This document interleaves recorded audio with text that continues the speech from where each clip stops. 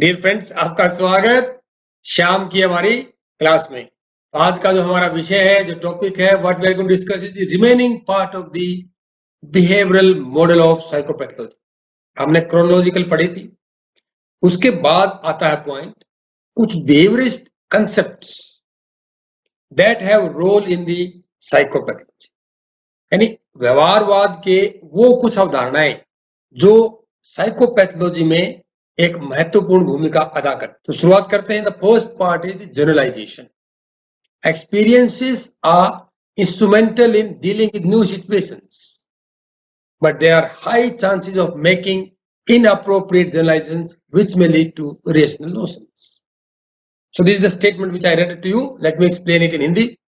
जो सामान्यीकरण है वो क्या होता है, उसको समझने के लिए हमें एक बात जाननी होगी कि हमारे जो अनुभव होते हैं, इंस्ट्रूमेंटल मतलब होता है बहुत पॉजिटिव वे में मदद करते हैं।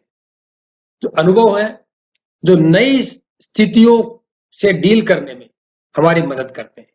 फॉर एग्जाम्पल, आप को एक बार अनुभव हो गया है कि बाइक या स्कूटर जब हम चलाते हैं तो वो अगर पिछला टायर पंचर हो जाए तो ऐसे से हिलने लगता है ना?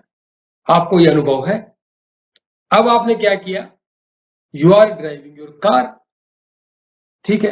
अब कार का पिछला पहिया पंचर हो गया है, तो पंचर हो जाने से चलते चलते क्या हुआ, सपोज कीजिए कि ट्यूबलेस टायर नहीं है, ट्यूब वाला टायर है, तो क्या होगा कि गाड़ी का जो स्टीयरिंग पे ना जोर पड़ने लग जाएगा, एफर्ट लगाना पड़ेगा आपको। तो आपको पिछला जो अनुभव था वो अनुभव अब यहां काम आएगा। आपको लग जाएगा कि कोई ना कोई प्रॉब्लम जरूर है, तो आप साइड में लगाए गाड़ी के, तुरंत ब्रेक लगाए। तो क्या हुआ, your experience has played a very significant role in new situation. नई स्थिति में उसने बढ़िया भूमिका अदा की। लेकिन एक बात और है, कई बार ये चीज तो अच्छी लगी आपको, लेकिन कई बार क्या होता है कि ऐसे मौके आते हैं जब हम पिछले अनुभव के माध्यम से नई चीजों पर गलत तरीके से उसको इस्तेमाल कर लेते हैं। मैंने एग्जांपल अपना दिया हुआ है, दूध का जला छाछ को भी फूक फूक कर पीता है। मतलब गर्म दूध पिला दिया किसी ने, उसने फटाक से मुंह में लिया और जीभ जल गई उसकी, ठीक। अब क्या होगा, तो जब वो लस्सी को भी जब पिएगा ना, जैसे आपके अपने आदमपुर एरिया में लस्सी को खाटो बोलते हैं, उसको जब वो पिएगा तो फूक मार के पिएगा, कभी ये भी ना जला दे। तो that is a wrong journalisation. वो मतलब पिछले अनुभव ने यहां पर गलत तरीके से उसका सामान्यीकरण कर दिया है, और इससे क्या होता है कि हम एक तर्कहीन भावना, फीलिंग या संवेग, संवेग तो नहीं कह सकते हम, तर्कहीन विचारधारा विकसित कर लेते हैं, जिससे क्या होता है, व्यक्ति के अंदर असामान्यता या असामान्य व्यवहार दिखाने की क्षमता बढ़ जाती है। खुद देख लीजिए आप, मैं आपके घर आऊं तो आप ताजा ताजा एक गिलास भर के नमक डाल के उसके अंदर और खाटो मुझे दो, सर ताजा लस्सी है पियो, तो मैं जैसी लस्सी लूं ऐसे पियो। तुम्हारी दादी देखेगी, बुलाए मास्टर की गम चक्कर है, लस्सी में फूक मार रहा है। क्या हुआ यहाँ पर, यहाँ पर क्या हुआ है कि जो मेरा तो पिछला अनुभव था कि गर्म दूध पी के मुंह जला हुआ था, मैं तो वो कर रहा था, लेकिन आपके स्थिति में जब मैं वहां पर आया तो वहां पर आप वो मैं एक असामान्य व्यवहार कर रहा हूं, मैंने बताया ना। सो तो wrong generalisation to the new situations may lead to irrational notions and that can create the abnormality. यह ना कि behaviourist concept. Next comes the discrimination, अंतर करना, दो या दो से अधिक स्थितियों के बीच, उद्दीपक के बीच अंतर करना। एक गिलास में मीठा पानी, दूसरे गिलास में कम मीठा पानी, आपको टेस्ट करने के लिए बोला जाए, बताओ किस गिलास में कम मीठा पानी। आप अगर उन दोनों के बीच में आप अंतर कर पाए, that is known as the discrimination. अब the ability to differentiate between stimuli is an important ability for survival। और कमाल बताऊं आपको मैं, हमारे जीने के लिए जो ये डिस्क्रिमिनेशन टेक्निक है ये बहुत इंपॉर्टेंट है। क्यों? क्योंकि हम ऐसी स्थितियों के बीच अंतर करना सीख जाते हैं कि कौन सी स्थिति हमारे फायदेमंद है और कौन सी स्थिति या कौन से स्टिमुलस हमारे फायदेमंद नहीं है। देख लीजिए, अब आप जा रहे हैं रोड पर, यू आर ड्राइविंग व्हीकल और आपने जंगल में आपको छोड़ दिया जाता है और आपको कहा जाता है कि सर्वाइव करो। आपको कुछ नहीं दिया जाएगा, 1 हफ्ते में आपको ऐसे कपड़े, 1 जोड़ी कपड़े आपको दे दिए गए हैं और कुछ भी आपके पास नहीं है और आपको छोड़ दिया जाएगा कि आपको 1 वीक के बाद हम लेने आएंगे। उस जंगल में मच्छर भी हैं, जंगली जानवर भी हैं, आपको खाना भी खाना है, पानी भी पीना है, यू सर्च एवरीथिंग, कुछ नहीं है आपके पास। एक चाकू आपको दे दिया है, एक रस्सी दे दी है, 2-4 चीजें इस टाइप की दे दी आपको। अब वहां पर क्या होगा, now we have to discriminate, differentiate between what is good and what is harmful for us, खास करके। तो फल लगे हुए बहुत बढ़िया सुंदर पेड़ पर, बहुत रसीले फल लगे हुए, लेकिन आप देख रहे हैं कि इतने सारे फल लगे हुए, तो भूख लगी खा ले उनको? नहीं। फिर क्या करोगे आप? जल्दी फैसला करो, ये आपके हाथ में है। चलिए एक टिप बताता हूं। कभी अगर जिंदगी में ऐसी सिचुएशन आ जाए कि जंगल में आप अकेले फंस जाए और एक पेड़ पर बहुत सारे फल लदे हुए, बहुत रसदार फल लगे, देखने में आपको लग रहे हैं, कभी मत खाना, क्योंकि अगर जंगल में कोई पेड़ फलों से भरा हुआ है तो समझ लो वो जहरीले फल है, क्योंकि पेड़ों पर जो लगे हुए फल जंगलों में बंदर छोड़ते नहीं है। तो आप क्या करेंगे फिर उसमें? आप ऐसा करें कि आप थोड़ा जल्दी घूमे और ढूंढे बंदरों के किसी समूह को, किसी ग्रुप को, और देखिए जो चीजें बंदर खा रहे हैं आप भी वो आराम से खा सकते हैं। So this is the way, one of the techniques to survive in the forest. Means you have to discriminate between what is harmless and what is harmful. जैसे मैंने एग्जांपल दिया, जहरीले और बिना जहर वाले जो सांप होते हैं उनके बीच में जो अंतर करना हमारे सर्वाइवल के लिए बहुत इंपॉर्टेंट होता है, हमारे जीवन के लिए। देखो कितनी अच्छी टेक्निक है। और अगर हम उनके बीच में दो दीपक हैं, दोनों दीपक के बीच में ढंग से डिफरेंशिएट नहीं कर पाते हैं, तो क्या होगा? हमारे लिए समस्याएं उत्पन्न हो सकती है। और समस्या उत्पन्न होने से क्या होगा कि वी गेट डिसऑर्गेनाइज, हम मानसिक रूप से असंगठित हो जाएंगे, कुछ का कुछ बोलने लगेंगे, कुछ खाने के समय क्या करने लगेंगे, सोने के समय कुछ और है, कुछ और करने के समय सोना है। That is called the disorganise, psychological रूप से डिसऑर्गेनाइज। आपका थॉट प्रोसेस भी डिस्टर्ब हो जाएगा, नींद नहीं आएगी, पढ़ाई में मन नहीं लगेगा, वो तो अब भी नहीं लगता है। ठीक है, तो we get psychologically disorganised and we won't be able to cope with the life challenges. जीवन में आने वाली जो चुनौतियां हैं उससे हम नहीं, समर्थता से उनसे नहीं निपट सकते, हमें परेशानी बढ़ जाएगी। क्यों? क्योंकि हम डिस्क्रिमिनेट ही नहीं कर पाएंगे कौन सी चीज हमारे फायदे की है और कौन सी हमारे फायदे की नहीं है। तो उस केस में क्या होता है? We suffer and we start behaving in abnormal way. हम असामान्यता भरा व्यवहार करना शुरू कर देते हैं, जैसे कि किशोरावस्था में होता है। जो किशोर होते हैं, एडोलसेंट्स होते हैं, वो ज्यादातर ऐसी गलती करते हैं कि उनको नहीं पता होता है what is responsible and irresponsible behaviour. मतलब उत्तरदायी, रिस्पॉन्सिबल बिहेवियर कौन सा होता है, इरिस्पॉन्सिबल बिहेवियर और रिस्पॉन्सिबल बिहेवियर। इन दोनों में जो किशोर होते हैं वो अंतर करने में थोड़ी सी हिचकिचा जाते हैं, गलती कर जाते हैं, क्योंकि उम्र का तकाजा होता है, हार्मोन्स नई नई रिलीज होती हैं, नया नया जोश होता है और दुनिया को बदल देने का जज्बा होता है। ये बात दूसरी है कि दुनिया को नहीं बदल सकते, बाद में धीरे धीरे अपने आप खुद को ही बदल लेते हैं। ठीक है, तो ऐसा क्या होता है, वो क्या करते हैं, वो ज्यादा एडोलसेंट्स के मन में आती बात क्या आती है कि हमें कोई नहीं समझता, मेरी बात कोई समझ नहीं पा रहा है, हमें समझ क्या बात है, हमारे को सुनता ही नहीं।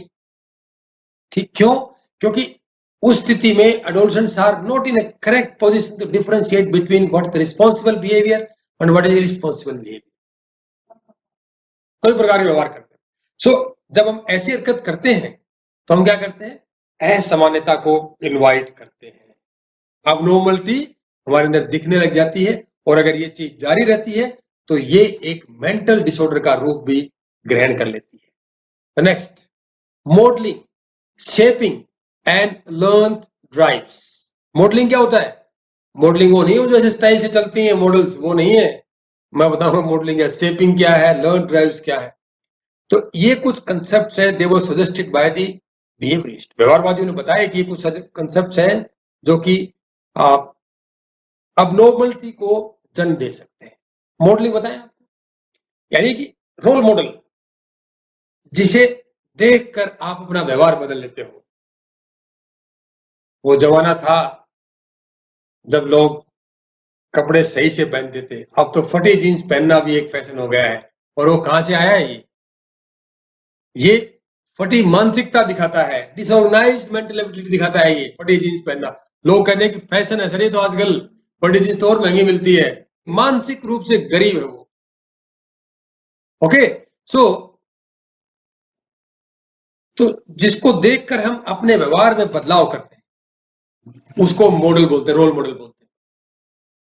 देन फॉल्टी और माल एडेप्टिव ऑब्जर्वेशन, यानी कि आप एक गलत ऑब्जर्वेशन कर रहे हो या नया अडेप्टेशन आपका बिल्कुल सही नहीं है। जैसे कि कोई बच्चा एक घर में रहता है जहां पर माता पिता नशा करते हैं और हमेशा झगड़ते रहते हैं, तो बच्चा क्या करता है? उनको ऑब्जर्व करता रहता है, सहमा सहमा सा रहेगा और वो ये सोचता है कि सारी दुनिया ऐसी ही है और ऐसा ही व्यवहार करना चाहिए।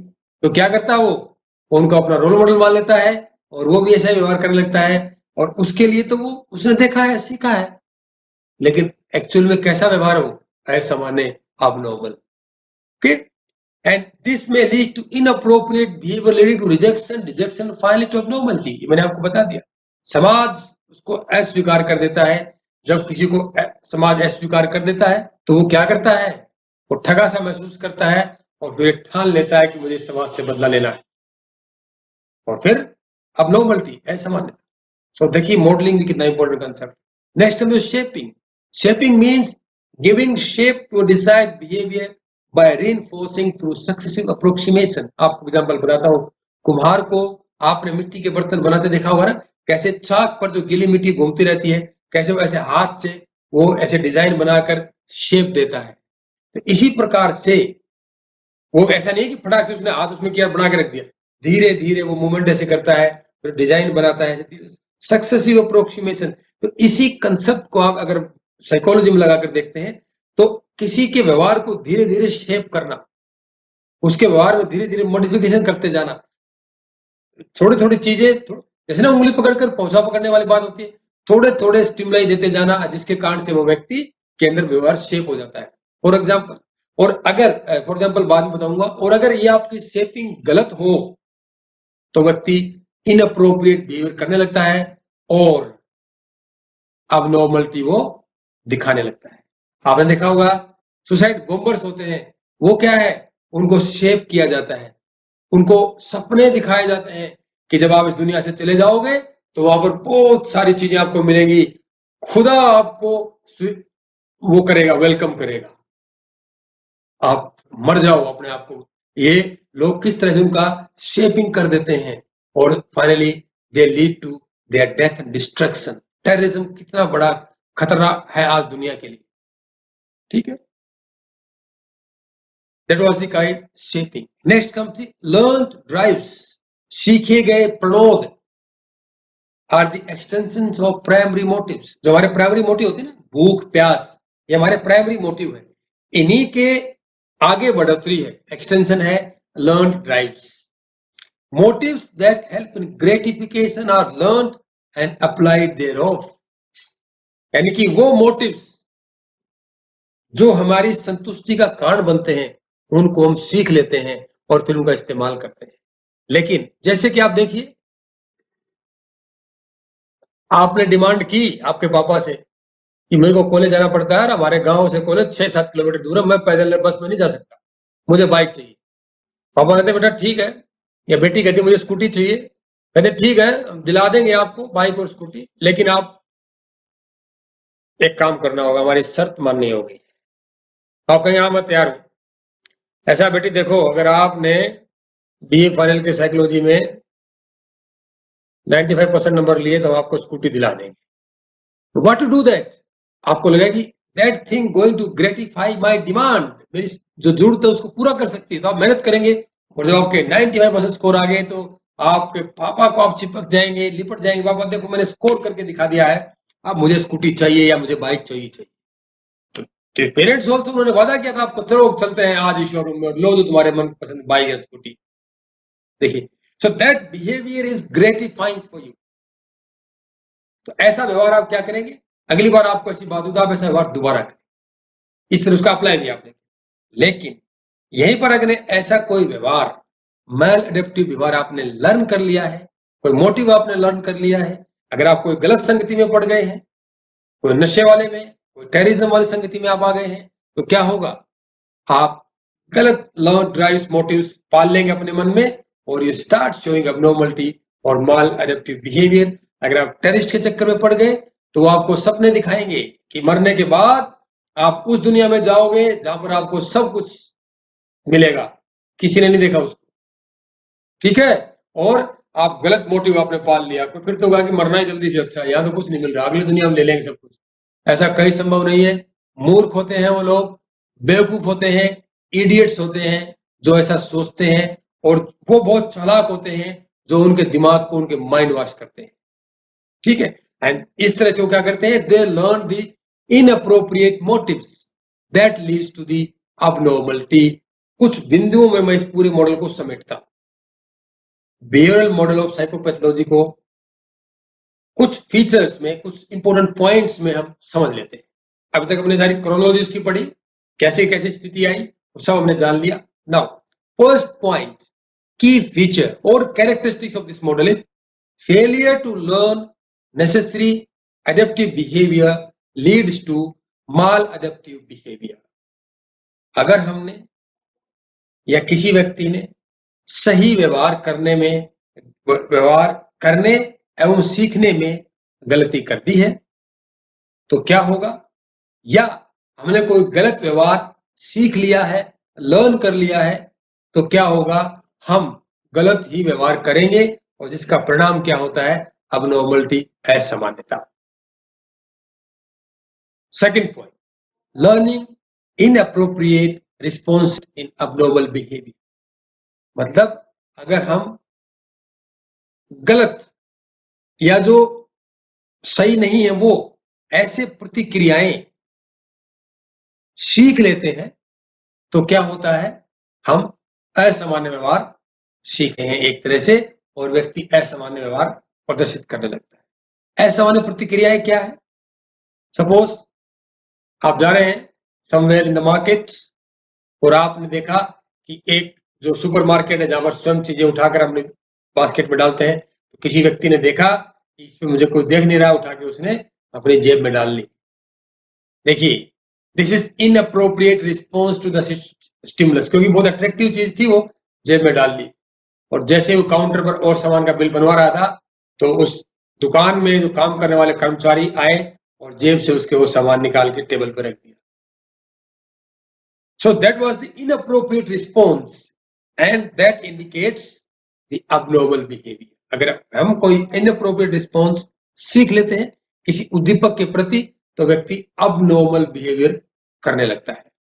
The third one, learning from stressful situations which are difficult to handle or beyond the control of the learner, that is the experimental neurosis. एक बात आपको बता रहा हूं यहां पर कि हम ऐसी स्थिति में हैं, स्ट्रेसफुल सिचुएशन में हैं जिनको कंट्रोल करना आपके बस की बात नहीं है, और वहां से जो कुछ हम सीखते हैं, अधिगम करते हैं, वो असामान्यता की ओर ले जाता है। जैसे कि पाउलो के एक्सपेरिमेंट में कुत्ते के साथ हुआ, उसने एक्सपेरिमेंटल न्यूरोसिस उसके अंदर उत्पन्न हो गया था। अब ऐसी कौन सी स्थिति आती है जो हमारे कंट्रोल से बाहर थी। सपोज आप घर में हैं, कहीं अटैक हो गया, कोई टेररिस्ट अटैक हो गया या कोई और घटना घट गई। मैं आपको एग्जांपल बताता हूं, 2000 में 26 जनवरी 2000 को भुज में बहुत भयंकर भूकंप आया था। तो उस कुछ लोग मलबे में दब गए थे और वो उस मलबे से वो देख रहे हैं कि मैं दबा हुआ हूं लेकिन निकल नहीं पा रहे हैं क्योंकि वजन इतना ज्यादा उन पर पड़ा हुआ। That is the situation, stressful situation which is beyond your control. आपके कंट्रोल से बाहर है। तो क्या हुआ, उनको जब निकाला गया, किसी को निकालने में 2-2 दिन लग गए, तो वो जिंदगी भर के लिए मानसिक रूप से एक अबनॉर्मलिटी का शिकार हो गए। क्यों? क्योंकि उनके अंदर भय, ऐसी स्थिति में वो रहे, ऐसी स्थिति उन्हें सीखा जो कि उनके कंट्रोल से बाहर थी, और वो दे बिकम सो अबनॉर्मल कि बहुत से लोगों के अंदर बाद में अलग-अलग प्रकार के डिसऑर्डर्स देखे गए, जो कि सबसे फेमस था उनमें PTSD, post traumatic stress disorder, ये आप पढ़ेंगे। The fourth point is learning by observing unsuitable role models. मैं इस पॉइंट पर थोड़ा सा जोर देकर कहना चाहूंगा कि प्यारे बच्चों, मेरे बेटे और बेटियों, आपसे मेरा एक अनुरोध है, एक छोटा सा रिक्वेस्ट आज आपसे मैं कर रहा हूं। मेरा सबसे बड़ा आपसे रिक्वेस्ट है कि जो बॉलीवुड के लोग हैं, जो फिल्मों में काम करने वाले लोग हैं, उनको अपना रोल मॉडल ना बनाइए। वो रोल मॉडल नहीं है, वो अपना पैसा कमाते हैं, हम लोगों को बेवकूफ बनाते हैं। वो लोग पर्दे के पीछे वो क्या क्या करते हैं हमें नहीं पता है। वो रोल मॉडल नहीं है, हमें उन जैसा व्यवहार नहीं करना है। रोल मॉडल कौन है? आपके माता पिता है, आपके समाज के वो लोग हैं जिन्होंने इस देश का नाम रोशन किया है, वो लोग जिन्होंने इस देश को आजादी दिलाई, फंदे पर झूल गए, वो लोग जो आज आपके देश की रक्षा कर रहे हैं, वो टीचर्स जो आपको शिक्षित कर रहे हैं, आपको राह दिखा रहे हैं, उनमें से कोई आपका रोल मॉडल होना चाहिए। जो पर्दे पर मेकअप करके और बेहुदा ड्रेस पहनकर, जो नशेड़ी जिसको कहते हैं, नशा करके जो नाच कूद करते हैं, वो आपके रोल मॉडल नहीं हो सकते। उनके कहने पर कोई प्रोडक्ट मत खरीदिए, कभी भी वो आपको सही सलाह नहीं देंगे, क्योंकि वो क्या देंगे आपको? वो केवल अपना फायदा देखते हैं। They are not the role models. लेकिन हम मजबूर हैं कि हमारे सारे रोल मॉडल्स बॉलीवुड में चले गए हैं, और जिसकी आज स्थिति है कि समाज में इतना बेहुदापन आपको दिखाई दे रहा है। आपके पिता ने, आपके दादा ने, आपके दादी ने कभी फटे हुए पजामे, फटे हुए लहंगे या फटे हुए कपड़े पहने थे, जो आज हम फटी हुई जीन्स पहन रहे हैं? क्यों? क्योंकि हमारे रोल मॉडल्स वहां शिफ्ट हो गए हैं, उस माया नगरी में, जहां पर नशे का, क्राइम का बोलबाला है। मैं खुलेआम बोल रहा हूं, और ये वीडियो मेरी यूट्यूब पर भी आएगी। तो कृपया करके मेरा आपसे रिक्वेस्ट है, अनुरोध है कि उन रोल मॉडल्स को रोल मॉडल्स मत मानिए। उन लोगों को, वो हीरो हीरोइन नहीं है, वो सिर्फ कुछ कलाकार हैं, नाचने गाने वाले लोग हैं। हीरो तो आपके पिता है, हीरोइन तो आपकी माँ है, जिन्होंने आपको इतना बड़ा कर दिया इस दुनिया में कि आप जिंदगी की जो चुनौतियां हैं उनसे निपट सको।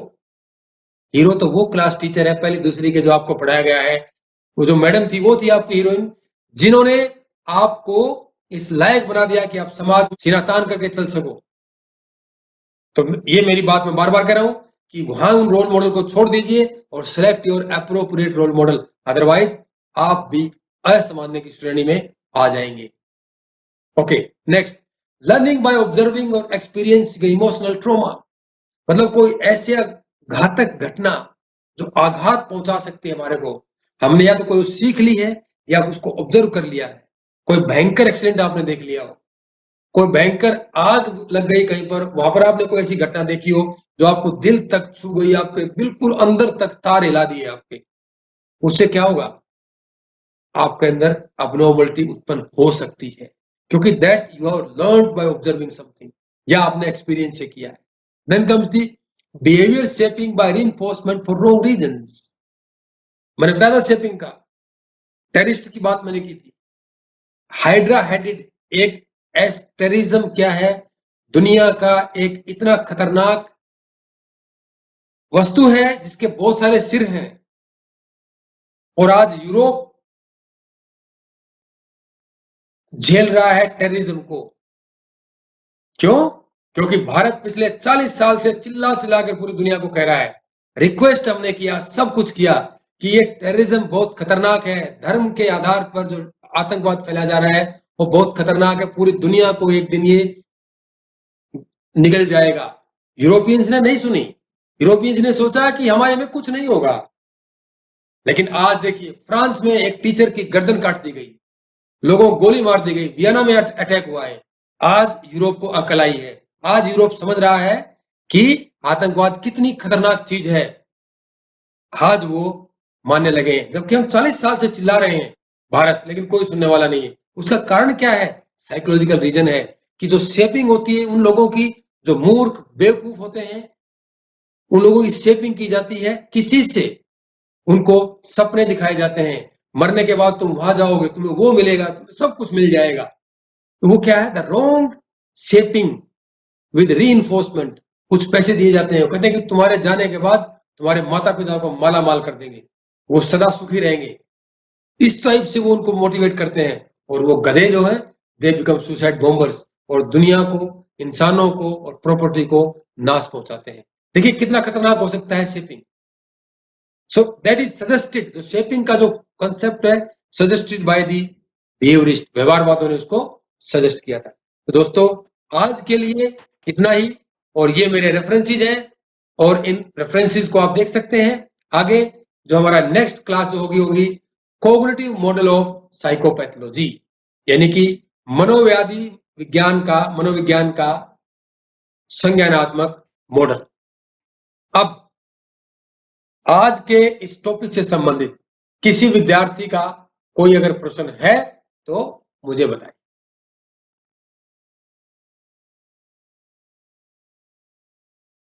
I am waiting for your questions. मैं आपके प्रश्नों का इंतजार कर रहा हूं।